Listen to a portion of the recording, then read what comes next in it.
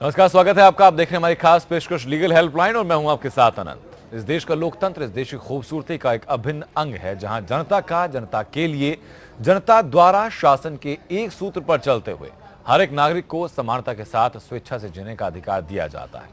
लोकतंत्र की आत्मा संविधान को कहा जाना गलत नहीं होगा। इसी संविधान का प्रियम्बल यानी संविधान की प्रस्तावना भी समाज के हर व्यक्ति के लिए समता और न्याय की बात करता है। कानून हर समस्या के सही प्रारूप में समाधान के लिए मौजूद है, लेकिन सही जानकारी ना होने या कानूनी पेचीदगियों के चलते समाज का एक बड़ा हिस्सा सही समय पर न्याय हासिल करने में असमर्थ महसूस करता है। और इस यंत्र को खत्म करने के लिए इंडिया लीगल रिसर्च फाउंडेशन के इनिशिएटिव लीगल हेल्पलाइन में हम यहाँ मौजूद हैं, आपकी हर कानूनी समस्या में आपकी सहायता के लिए। और आज जिस बारे में हम लोग बात करने वाले हैं वो है इंसॉल्वेंसी एंड बैंक्रप्सी कोड के बारे में, यानी दिवाला कानून 2016 संबंधित क्या प्रावधान है। कानूनी सहायता के लिए आप हमें कॉल कर सकते हैं। स्क्रीन पर नंबर आपके लगातार फ्लैश हो रहे हैं। नंबर पर फोन करके आप सीधे हम तक जुड़ सकते हैं और बेहतर और निःशुल्क कानूनी सहायता आप हमसे प्राप्त कर सकते हैं।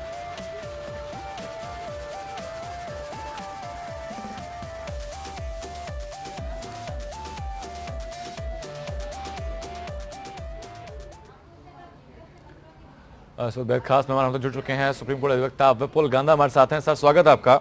Thank you. जब हम लोग इंसॉल्वेंसी और बैंक्रप्सी कोड के बारे में बात करते हैं तो सर इसकी मूल भावना क्या है, क्रक्स क्या है इस कोड का?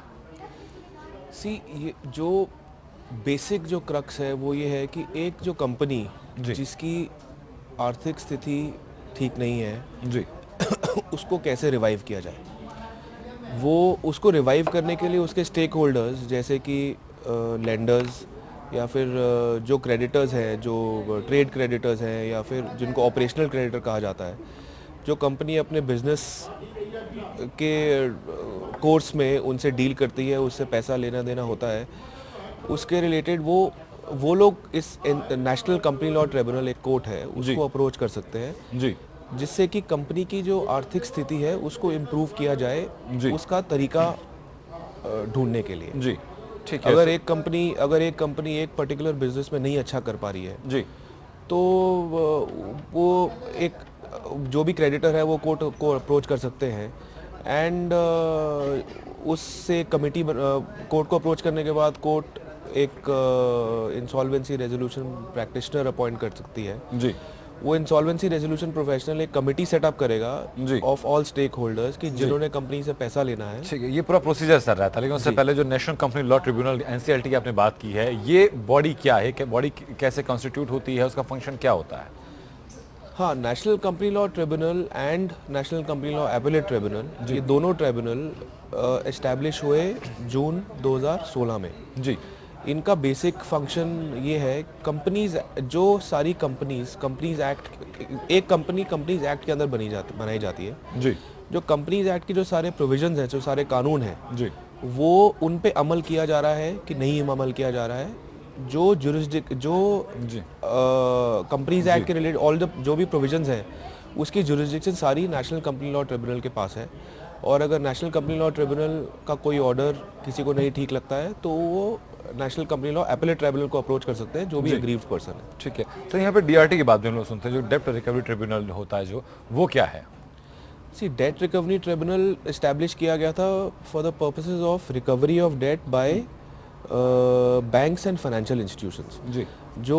जिस बैंक ने अगर किसी कंपनी को लोन दिया है वो डेट रिकवरी ट्रिब्यूनल को अप्रोच कर सकते हैं उस सिचुएशन में जबकि वो लोन वो कंपनी नहीं पे कर पा रही है या नहीं पे करती है, तो उसकी जो एडजुडिकेशन है, जो उसकी कि वो पे करा जाना चाहिए, नहीं पे करा जाना चाहिए, कितना पे करा जाना चाहिए, वो डेट रिकवरी ट्रिब्यूनल डिसाइड करती है। ठीक है सर, इस वक्त हमारे दर्शक सरदार सिंह जुड़ चुके हैं हम तक अमरोहा से। सर, अपनी बात आप रखें, कैसे आपकी सहायता हम लोग कर सकते हैं? हाँ सर, एक हमारा सिविल मुकदमा विचाराधीन है अदालत में जी।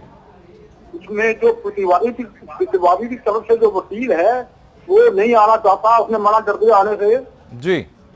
और उसकी तरफ से कोई दूसरा वकील आ रहा है जिसका वकालतनामा दाखिल नहीं है जी। तो हमने उससे बार बार मना करते हैं कि आपका वकालतनामा नहीं है, आप इधर से परेशानी किस आधार पर करते हो जी। तो हर बार ये कहता है कि अब की बार वकालतनामा दाखिल कर देंगे, पर जमा नहीं किया उसने वकालतनामा, और 8 साल से ऐसी मुकदमा चलता चला आ रहा है। क्या करें, उसको खिलाफ देंगे। विपुल जी, क्या सलाह आप उनको जिस देंगे? कोर्ट में आपका मुकदमा वो चल रहा है वही आपकी सहायता कर पाएंगे इस केस में। जी। अगर किसी वकील का वकालतनामा नहीं है फाइल पे, या फिर उन्होंने फाइल नहीं किया है वकालतनामा, तो अब वो एंटाइटल नहीं है वहाँ पे आपके लिए, सामने वाली साइड के लिए बहस करने के लिए। तो अदालत को ही आपको रिक्वेस्ट करनी पड़ेगी कि वो या तो अपना वकालतनामा फाइल करे, या फिर पार्टी को डायरेक्शन दी जाए कि आप कोई और वकील अपॉइंट करें, और उसके बावजूद अगर वो नहीं करते हैं तो उन पे कुछ जुर्माना लगाया जाए। अगर उसके बावजूद भी वो नहीं करते हैं तो फिर आपकी दरखास्त ये होनी चाहिए कि आप उनकी सुनवाई के बिना आपकी सुनवाई हो जाए, की जाए। ठीक है, लेकिन सर 8 साल से बता रहे हैं कि लगातार वही वकील कर रहा है जिसका वकालतनामा वहाँ पर दाखिल नहीं है। तो जो ये कहाँ पे जो आपकी अदालत है वो किधर है? सर कौन सी अदालत में चल रहा है, कहाँ पे, जगह क्या है? इसमें सिविल में लोअर कोर्ट में, अमरोहा में। अमरोहा में विचाराधीन है जी। ठीक है। हाँ, जो आपको फिर जो उसका रेलेवेंट हाई कोर्ट है फिर उसकी सहायता लेनी चाहिए, ताकि वो कोर्ट को, जो लोअर कोर्ट है उसको डायरेक्शन दे जी। कि वो अपना काम जो उसको करना चाहिए, जो वकालतनामा या जो भी उसको करना चाहिए वो काम ठीक तरीके से करे। ठीक है सरदार सिंह जी, आप तो हम वहीं चाहते पे, हैं उसका लाइसेंस है। जी सर, या तो वहीं पे लाइसेंस कोर्ट में आप उसका। दरखास्त दे सकते हैं कि वो वकील अपना वकालतनामा दाखिल करें, वरना फिर सीधा आप हाई कोर्ट में अपील कर सकते हैं इस चीज की। सर जी, लाइसेंस कैंसिल करने के लिए तो आपको बार काउंसिल में कंप्लेंट करनी पड़ेगी, वो अदालत कुछ नहीं कर पाएगी उस चीज में। चलिए, मैं उम्मीद करता हूँ सरदार सिंह जी की बेहतर सहायता इस बारे में आपको मिली है, और आगे भी कोई समस्या आपके सामने आती है तो आप सीधा हम तक जुड़ सकते हैं। बहुत बहुत शुक्रिया आपका हम तक जुड़ने के लिए। सर, हम लोग जब भी पूरी चर्चा करते हैं एनसीईआरटी की, डीआरटी की बात करते हैं, तो कॉर्पोरेट डेटर की बात हम लोग करते हैं, तो ये चीज क्या होती है? कॉर्पोरेट डेटर वो डेटर है या कंपनी है, एक कंपनी जो कि जिसने किसी का पैसा देना है। जी। अगर मैं बिल्कुल संक्षेप में और सिंपल लैंग्वेज में अगर बोलूँ जी। तो वो एक कंपनी जिसके किसी का पैसा देना है वो कॉर्पोरेट डेटर उसको कहा जाता है। जी। और कोई भी फाइनेंशियल लेंडर या फिर ऑपरेशनल लेंडर या ऑपरेशनल क्रेडिटर एनसीएलटी को अप्रोच कर सकता है किसी कॉर्पोरेट डेटर से की रेजोल्यूशन किसी कॉर्पोरेट डेटा को रिवाइव करने के लिए, या फिर उसका रेजोल्यूशन, उसके बिजनेस का रेजोल्यूशन रिजॉल्व करने के लिए, कि इशू जो उसके जो इश्यूज है जिसकी वजह से वो पैसा नहीं दे पा रहा है, वो इश्यूज को सुधारा जाए या फिर सुधारा जाए। इस वक्त श्रावस्ती से अमित कुमार हमारे दर्शक। अमित, अपनी बात आप रखें, कैसे आपकी सहायता हम लोग कर सकते हैं? अमित, आवाज पहुंच रही है आप तक हमारी? चलिए अमित, आपका नंबर हम तो जरूर पहुंच चुका है। India legal research foundation team आपको जल्द कॉल करेगी और बेहतर सहायता इस मामले में आपकी जरूर की जाएगी। सर, फाइनेंशियल क्रेडिटर और ऑपरेशनल क्रेडिटर, ये दो टर्मिनोलॉजी भी हम लोग सुनते हैं, तो ये दोनों चीजें क्या होती हैं? फाइनेंशियल क्रेडिटर वो क्रेडिटर है जिसने किसी को पैसा दिया है जी, और उस पैसे के देने के एवज में उसको कंसिडरेशन मिल रही है टाइम की वजह से, कि जितना टाइम वो पैसा, जिसको उसने पैसा दिया उसके पास रहेगा, उसके बेसिस पर जो उसको उसका रिटर्न मिल रहा है। जी। जैसे इंटरेस्ट, सिंपल हम बात करते हैं, इंटरेस्ट जिसे कहते हैं कि अगर मैंने किसी को पैसा दिया है, 2 साल के लिए पैसा दिया है, जी, तो मेरा जो पैसा है, जो मेरा मूल है, उसके अलावा जो मेरे को ब्याज मिलेगा, वो वाला जो, उसको फाइनेंशियल डेट कहते हैं, उस पूरे अमाउंट को फाइनेंशियल डेट कहते हैं, कि मेरा मूल प्लस ब्याज जो हो गया वो फाइनेंशियल डेट हो गया। जिसने वो फाइनेंशियल डेट दिया है एक डेटर को, वो फाइनेंशियल क्रेडिटर माना जाएगा। जी, ठीक है। और operational creditor sir? Operational creditor वो है जिसने एक कंपनी से बिजनेस करते टाइम में उसने जो डीलिंग करी है, जैसे किसी मैंने अगर, या किसी आदमी ने किसी कंपनी को कुछ बेचा, तो उसके एवज में जो उसको पैसा मिलना चाहिए, वो जो पैसा है उसको ऑपरेशनल डेट कहेंगे, जी, और जिसको वो पैसा लेना है उसको वो ऑपरेशनल क्रेडिटर कहेंगे। ठीक है। लेकिन सर, कोई भी डिस्प्यूट जो होता है वो एनसीएलटी तक जाता कब है, किस परिस्थिति में जाता है? एनसीएलटी के पास जाके अपील कौन करता है? जो इंसॉल्वेंसी एंड बैंक्रप्सी कोड है उसके अंडर तो अभी तक जो जजमेंट्स के हिसाब से या लॉ के हिसाब से तीन तरीके के लोग जा सकते हैं एनसीएलटी के पास। जी, एक कंपनी के रिवाइवल के लिए, या एक कंपनी की बैंक्रप्सी के रिलेटेड, या उसकी इंसॉल्वेंसी के रिलेटेड। जी, वो जो 3 लोग हैं उनमें से एक है फाइनेंशियल क्रेडिटर, दूसरा है ऑपरेशनल क्रेडिटर, तीसरा है जो कॉर्पोरेट डेटर हिमसेल्फ, जिसने पैसा देना है वो खुद। तो पहले 2 चीज़ तो मैंने आपको समझा दी। अगर जो तीसरी जो चीज़ है कॉर्पोरेट डेटर है, वो कॉर्पोरेट डेटर इस सिनेरियो में अप्रोच कर सकता है जिस सिनेरियो में उसको खुद को लगता है कि उसकी आर्थिक स्थिति ठीक नहीं है, एंड उसका बिजनेस ठीक नहीं चल पा रहा है जी। और सारे जो लेंडर्स हैं उसके पीछे पड़े हुए हैं, उनका पैसा नहीं मिल पा रहा है, तो वो एनसीएलटी को अप्रोच कर सकते हैं। अगर उसका केस जेन्युइन है, एनसीएलटी सुनवाई के बाद उस एक इंसॉल्वेंसी रेजोल्यूशन प्रोफेशनल अपॉइंट कर सकती है जी। जो प्रोफेशनल उनके सारे जो जिन लेनदार हैं जिन्होंने उनसे पैसा लेना है, उनकी एक कमेटी सेटअप करके उस कंपनी को रिवाइव करने की कोशिश कर सकते हैं। तो कॉर्पोरेट डेटर को एक तरह से वो प्रोटेक्शन मिल जाती है एनसीएलटी के through ji. From the lenders की उनका जो लेन देन है जो है वो सारा रिजॉल्व किया जाए by the lender. IRP appoint किया जाए, आईआरपी एक अपॉइंट किया जाए, इंसॉल्वेंसी रेजोल्यूशन प्रोफेशनल। ठीक है सर, उसके बारे में हम लोग बात करेंगे। इस वक्त सीतापुर से दीपक हमारे दर्शक जुड़ चुके हैं हम तक। दीपक, अपनी बात आप रखें, कैसे आपकी सहायता हम लोग कर सकते हैं? मेरा ये Delhi service selection board new Delhi के अगेंस्ट एक मेरा केस चल रहा है। दीपक, आपकी आवाज साफ हम तक नहीं पहुंच पाई, अपनी बात दोहराएं जरा एक बार आप। सर, मैं ये कह रहा था कि Delhi service selection board new Delhi जी। उसके अगेंस्ट मैंने एक केस किया था आज वो 22 फरवरी 2016 में जी। और न्यू दिल्ली कैट में किया था, क्योंकि प्रशासनिक सेवाएं कैट में ही देखते हैं। जी। मेरी सारी क्वालिफिकेशन पूरी होने के बावजूद जो उन्होंने विज्ञापन में दिखाया था, शिक्षा विभाग के रिलेटेड है जी। उन्होंने जो है हमको रिजेक्शन लिस्ट में किया और जो है फाइनल नहीं किया। जी। आज तक 1 साल से ऊपर हो गया है, हमारा मुकदमा लिस्ट में मतलब देखता ही नहीं हो पा रहा है। ठीक है दीपक, एक काम कीजिए कि जो भी आपने मुकदमा वहाँ पे दर्ज कराया है उसके संबंधित जितने भी कागजात आपके पास हैं, जो ऐड जिसकी आप बात कर रहे हैं कि जिसमें क्वालिफिकेशन के बारे में मेंशन किया हुआ था कि क्या क्वालिफिकेशन चाहिए और आपकी क्वालिफिकेशन सर्टिफिकेट से, ये तमाम चीज़ों की एक कॉपी आप हमको भेज दीजिएगा और एक एप्लीकेशन के साथ कि आप इस बारे में क्या क्या चाहते हैं आप इस मामले में। उसके बाद हम लोग बेहतर स्थिति में होंगे कि आपकी कोई भी बेहतर सहायता हम लोग कर पाएंगे। सारा पूरा बंच बना के आपको हम जो रजिस्ट्री कर देंगे जी, और उसकी सारी चीजें हमारी कंप्लीट है, केवल वो टेकअप नहीं हो पा रहा, इसलिए सर हमारा बिल्कुल सर, आप हमको भेज दीजिएगा, हमारी तरफ से निश्चित तौर पर आपको सहायता मिलेगी इस चीज के लिए। बहुत बहुत शुक्रिया आपका हमको जुड़ने के लिए। और इस वक्त जयपुर से पूजा हमारे दर्शक। पूजा, अपनी बात आप रखें, कैसे आपकी सहायता हम लोग कर सकते हैं? पूजा का कॉल कट गया, लेकिन पूजा का नंबर हम तक जरूर पहुंच गया है। पूजा को जल्द हमारी तरफ से कॉल इस बारे में जरूर जाएगा। सर, जो दीपक ने जो मुद्दा यहाँ पे उठाया तो वो ये है कि कैट में उन्होंने अपना मुकदमा डाला हुआ है, लेकिन 1 साल से ज्यादा हो गया कि उनका मुकदमा लिस्ट तक नहीं हो पाया है। तो इसमें जब लिस्टिंग नहीं हो पाती है मुकदमे की, तो ऐसे में व्यक्ति क्या कर सकता है? जो रेलेवेंट जो डिस्ट्रिक्ट जज है उस कोर्ट का जी, उसके सामने इनकी दलील पेश करी जानी चाहिए, जिसमें जो भी कारण है वो क्यों लिस्ट नहीं हो पा रहा है, वो सारी जो डिटेल्स हैं वो उनके सामने वो दरखास्त दें जी, तो वो डिस्ट्रिक्ट जज उनकी हेल्प कर पाएंगे। ठीक है सर। जो हम लोग सर आईआरपी की बात कर रहे थे कि आईआरपी अपॉइंट किया जाता है इस मामले में, वो क्या होते हैं, कैसे उनका अपॉइंटमेंट होता है और आईआरपी का फंक्शन क्या होता है? हाँ, सो आईआरपी एक्चुअली एक इंसॉल्वेंसी एंड बैंक्रप्सी बोर्ड है जो गवर्नमेंट ने सेटअप किया है जी, जो उनका काम है कि आईआरपीज़ को रिकग्नाइज करना। जैसे जो प्रोफेशनल्स हैं उनकी कुछ क्वालिफिकेशंस हैं वो वहाँ पे अप्लाई कर सकते हैं फॉर रिकग्निशन एज आईआरपी। उसमें वकील भी जा सकते हैं, कंपनी सेक्रेटरी भी जा सकते हैं, चार्टर्ड अकाउंटेंट भी जा सकते हैं, कॉस्ट अकाउंटेंट भी जा सकते हैं।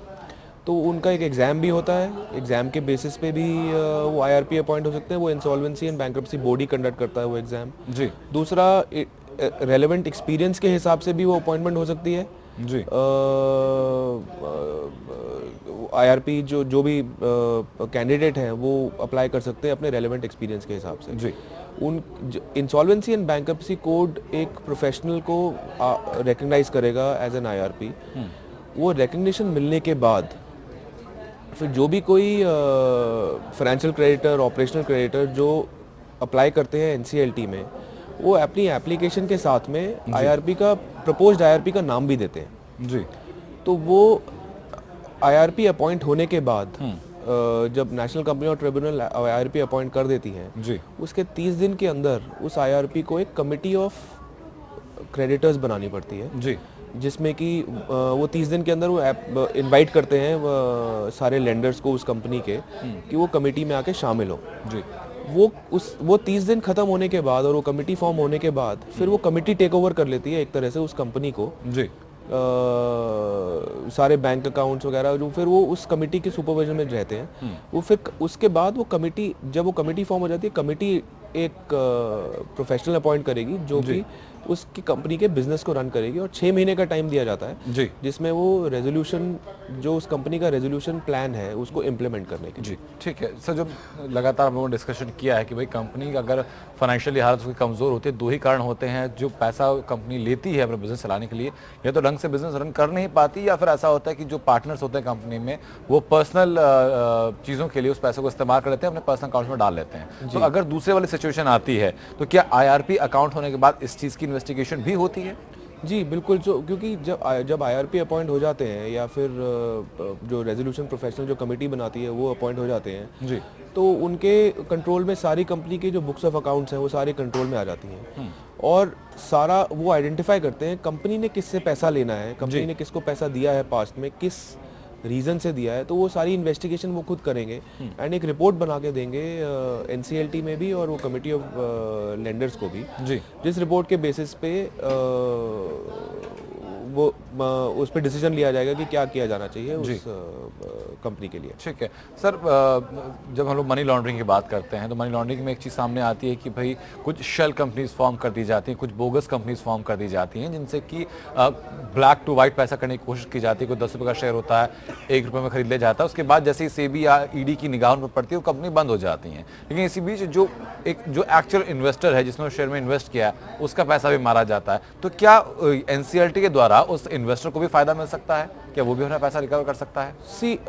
कोशिश करी जा सकती है, बट इस इंसॉल्वेंसी एंड बैंक्रप्सी कोड के अंडर नहीं करी जा सकती वो। जी, एक इन्वेस्टर को एक सेक्शन 241 है कंपनीज एक्ट में, अगर एक इन्वेस्टर को, एक शेयर होल्डर को कंपनी में लगता है जी, कि ये कंपनी की फंक्शनिंग ठीक से नहीं हो पा रही है, किसी तरह की मिसमैनेजमेंट करी जा रही है, जी, जैसे साइफनिंग ऑफ फंड्स आप जैसे कह रहे हैं कि पैसा निकाल के आप रख दिया है, अगर इस तरह का कोई चीज़ करी जा रही है by the majority share holder या फिर प्रमोटर या फिर जो कंपनी की मैनेजमेंट है जी, देन वो भी अप्रोच कर सकते हैं NCLT को जी, और NCLT उसमें रेलेवेंट ऑर्डर्स पास कर सकती है टू एंड दैट मिसमैनेजमेंट और ऑपरेशन जो भी। ठीक है सर। अगर पैसे का मिसमैनेजमेंट अगर होता है, NCLT पाती है, जो IRP नियुक्त किए गए वो पाते हैं पैसे का मिसमैनेजमेंट हुआ है, तो क्या सजा का प्रावधान भी है इस चीज़ में? जी, सज़ा का प्रावधान इस तरह से सज़ा के प्रावधान बहुत सारे हैं, डिपेंड करता है किस तरह का एक्ट है। अलग अलग एक्ट के लिए अलग अलग सज़ा है। दूसरा ये है कि ज़रूरी नहीं है कि सज़ा ही होनी चाहिए, कोई NCLT के पास बहुत सारी दूसरी पावर्स भी हैं, जैसे कि अगर वो जो एक शेयर होल्डर जाता है कंपनी के NCLT के पास ये शिकायत लेके कि कंपनी का मैनेजमेंट ठीक से नहीं किया जा रहा है, तो अगर वो उसमें कुछ सच्चाई पाती है NCLT या फिर उसमें कोई जेन्युइननेस पाती है तो NCLT ये भी ऑर्डर कर सकता है कि जो शेयर्स किसी और के पास रखे गए हैं, जो शेयर्स कोई और ओन करता है वो ट्रांसफ़र कर दिए जाए इस शेयर होल्डर को, सो दैट ये शेयर होल्डर अपने हिसाब से उस कंपनी को चला ले। बट उसके लिए बहुत सारे पड़ाव पार करने पड़ते हैं, बहुत सारी हियरिंग्स होती हैं, बहुत कुछ होता है, लंबा प्रोसीजर उसके लिए, बहुत लंबा प्रोसेस। सर बहुत बहुत शुक्रिया विपुल जी आपका हमसे जुड़ने के लिए और इस एक्ट के बारे में बेहतर जानकारी दर्शकों तक पहुँचाने के लिए। Thank you so much. India legal research foundation के इनिशिएटिव लीगल हेल्पलाइन का एकमात्र उद्देश्य यही है कि समाज के हर वर्ग के हर व्यक्ति को समान रूप से सही समय पर बेहतर न्याय मिल पाए। उस बारे में अगर आपके सामने कभी भी कोई भी कानूनी दिक्कत आती है तो आप सीधे बेझिझक हम तक जुड़ सकते हैं बेहतर और निःशुल्क कानूनी सहायता के लिए।